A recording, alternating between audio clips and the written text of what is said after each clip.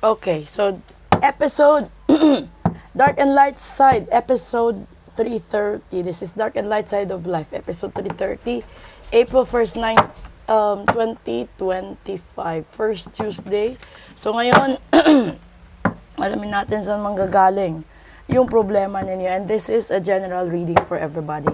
Ito naman yung light side of life, kung ano yung possible solution na dapat ninyong gawin pagpasok ng Abril. Okay? Unang problema, the world, buong mundo, Diyos ko. Pangalawang problema, the fool. And pangatlong problema, the Seven of Swords. Napakalaking problema nito. Alam mo kung bakit? Kasi kung iisa-isahin natin ito sa pamilya, yung problema mo is buong pamilya, no?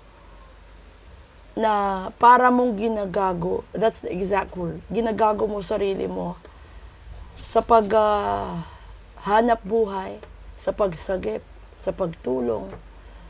Tapos, sa bandang huli, laging ikaw ang walang natitira. Kulang pa ang ibinibigay mo para sa kanila. So, ito yun, di ba? Yung light side of life, kamatayan, that's the death. And then, karma. And pangatlo, the devil. Naku, napakabigat ng mga baraha. So, ibig po sabihin nito, hindi maganda ang Abril 1. Dahil na-mention ko na lahat. No? Andi dito yung death card, andi dito yung karma, at andi dito yung devil. So, kung iisipin mo, sa lahat ng larangan, mapag-ibig, relasyon, kalusugan, pamilya, trabaho, negosyo, lahat sira, lahat wasak. Sa umpisa pa lang, buong mundo na yung sinasabi. So, kung ikaw yung tipo ng tao na nakaka-resonate, no? Sa reading na ito. Sa pag-ibig, pwede kang, di ba, kalimitan sa pag-ibig sinasabi, ikaw lang ang buhay ko, ikaw lang mundo ko.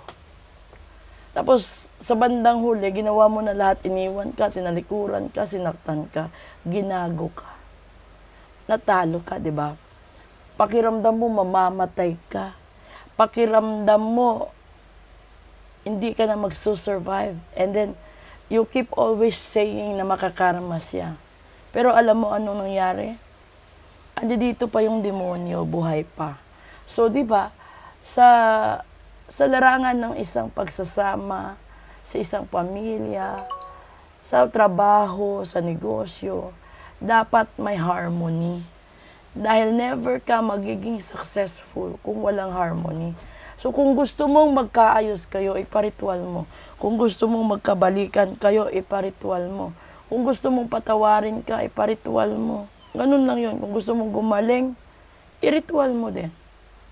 Yung ano dyan, yung susi dyan is, ipareading mo muna bago mo iparitual para malaman kung ano ang buong buo na dapat mong gawin. Dahil mahirap yan, ha? Makakarma ka na, matutsugi ka pa.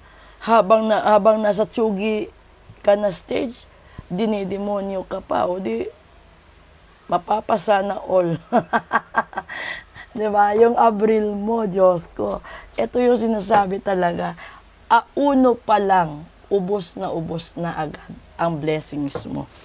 Uno pa lang, hirap ka na agad sa blessings mo. O ngayon, ano gagawin mo, di ba?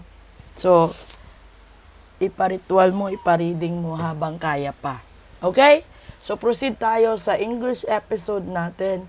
Message lang po kayo kung gusto nyo magpa-reading, magpa-cleansing, magpa-ritual, etc. po. Okay? Magandang hapon po sa inyong lahat.